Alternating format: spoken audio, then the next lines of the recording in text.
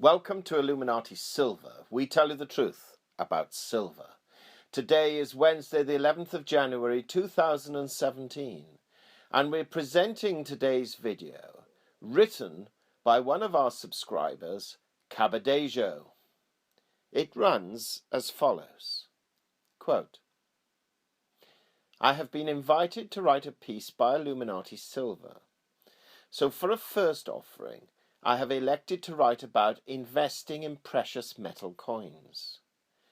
This will primarily be about silver coins, but I will mention gold and other presentations of precious metal in my discussion. If you have decided to invest some of your currency into precious metals, why would you want to buy actual physical gold and silver? There is a saying that if you don't hold it, you don't have it. This is a topic in its own right, but in brief, holding physical gold and silver eliminates third-party risk. When you invest in a company's share, how well that investment performs depends on many other people. Lots can and do go wrong with companies which might jeopardize your investment.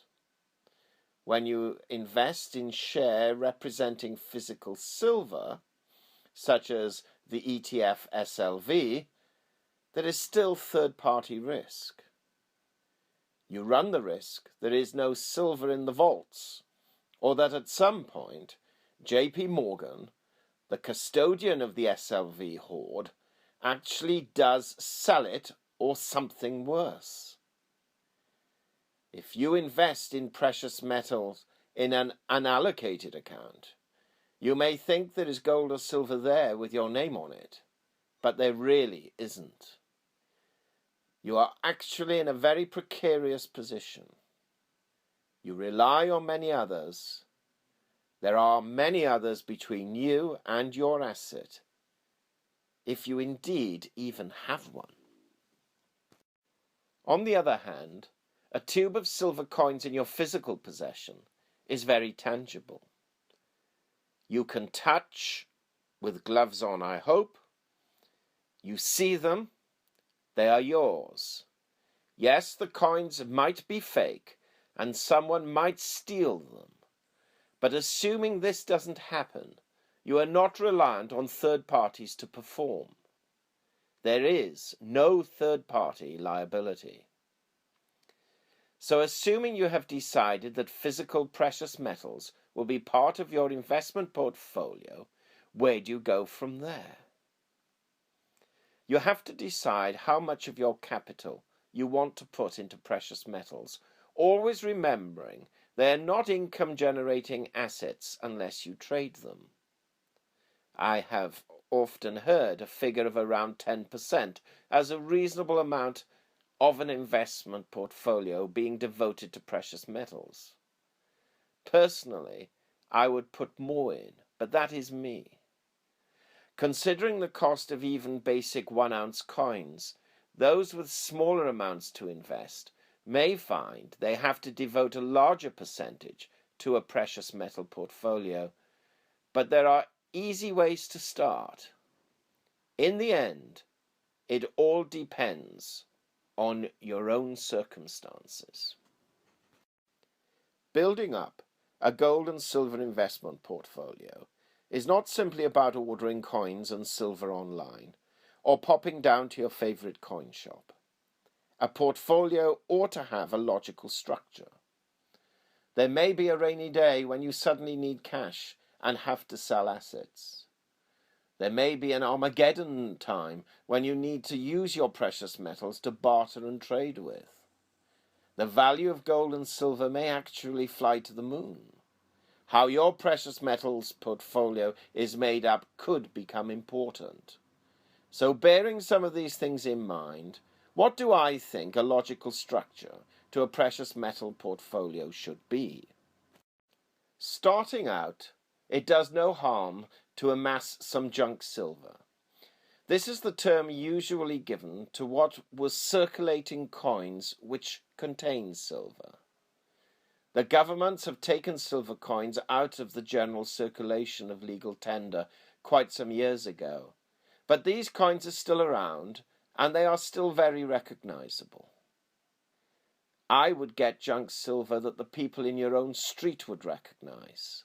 So in the United Kingdom, you would get pre-1947 shillings, 2 shillings, half crowns, sixpences and the like. You need to do a bit of research into what coins contain what amounts of silver. In the US, I would get constitutional silver. It is a cheap way to get your hands on silver. Coins contain smaller amounts of silver, so you aren't dealing with the big value items, and people will recognize them. Once you have decided on the coins you are best getting hold of, you need to create a quick ready reckoner as to what the spot price value of the silver in each coin is. Then you can quickly work out what you ought to be paying for a coin. Junk silver is easy to resell at the melt price and relatively easy to buy around the melt price. You're building up a stack of less expensive, small denomination silver coins recognizable to most people. One day, these coins may be used as bartering tokens, and even if that day never comes, you have got yourself some cheap, lower weight silver. Buying modern low silver weight coins is expensive per ounce, so this is a good way to put lots of low weight silver into your portfolio. You might lay your hands on coins which have numismatic value, that is, collector value. Your coins might acquire numismatic value over time. This is an added bonus you should always be mindful of. If they never become collector items, you still have the silver, and you are making a good start. This is an excellent way to get children interested. This is how I got interested. At the same time, they can learn the value of money and a bit of history. I would call the junk silver part of a portfolio part of the liquid component. By liquid, I mean a part that can easily be converted into cash. When you buy gold and silver, you need to think about selling it. It is easy to buy a coin when you like the look of it and get all excited about owning, but at some point that coin will be sold on, and you must think about that day before you commit yourself. The liquid part of your portfolio may have to be sold quickly, and so its numismatic value is unlikely to be fully realized. You will be able to get the spot price, all things being equal, so you ought to be paying as close to spot price when it comes to the liquid part of your portfolio. It is easy to imagine you can quickly sell more exotic coins, but when the chips are down and a buyer is not interested in anything but the metal content, or he senses you are desperate to sell, all that matters is the spot price. Now, this is where the best course of action for developing a portfolio differs between countries. Those in the US, Canada, and Australia, as far as I am aware, do not pay tax when they buy silver. You can get silver close to spot price. It is not fancy silver, but you don't want particularly fancy silver. So suitable choices are generic bars and rounds, along with the cheaper coins. Silver is silver, and this is the silver you are not budgeting to sell above spot price. If you spend more than that, you could be wasting your resources. Part of your exit strategy should include the size of your silver coins, bars and rounds. You might be able to get 10-ounce bars for a lower price per ounce, but do you want to sell a whole bar in the future? Will you find buyers, especially if the price of silver went a lot higher? If you can get government mint coins for near spot, I would recommend these because they are recognizable. I know it is irksome, but if they have a picture of the Queen on, people will tend to trust them. If they are recognizable as coming from your country's state mint, then people are more likely to accept these coins. You might not always be trading with a dealer, so rounds could be unfamiliar to ordinary people. A coin with the Queen on saying 1 ounce silver is more reassuring. If you can get 1 ounce rounds a good deal cheaper, I would include those. But think about who you might be dealing with. People may end up happy to trade more for a recognizable coin over something they don't know. Investors might want to invest in bars, but remember, lots of bars are faked and are easier to fake. Come the day silver is more valuable, there will be a big incentive to fake silver, and bars are the easier choice. Large bars are nice, but you are forced to sell a large amount of silver in one go. Remember, this is the liquid part of your portfolio, where the exit strategy should be in the front of your mind. In most of Europe, all silver is taxed. There is no VAT on coins in Norway and Estonia. Norway is outside the EU, so if you live inside the EU, you would be expected to pay VAT on imports. Estonia is in the EU, so if you order from outside the EU and arrange your own shipping, you can buy VAT-free silver coins. This makes a big difference to purchase prices, as VAT is generally around 20%. The main website for Estonian silver is www.celticgold.eu. Also included in the Estonian coin sellers is www.silver-2-go.com, but I have only seen German details for this outfit. Both are good sources. German dealers apply a marginal rate scheme where VAT is charged on the dealer's markup and not on the full pre-tax price. Because there is a lot of competition in Germany, you will likely find you can find the cheapest deals there. The price comparison site, www.gold.de, is a good place to look. Germany is, in my opinion, the go-to place for silver coins in Europe, both for variety and price. Other countries in the EU also apply a marginal rate scheme, such as the Netherlands. I also see the main coin website in Belgium, www.goldsilver.be, offers low VAT coins at key prices. Bars and rounds attract full-rate VAT. They do not make sensible investments in Europe unless they have a significant collector value. They would not be part of the liquid component of a European precious metal portfolio.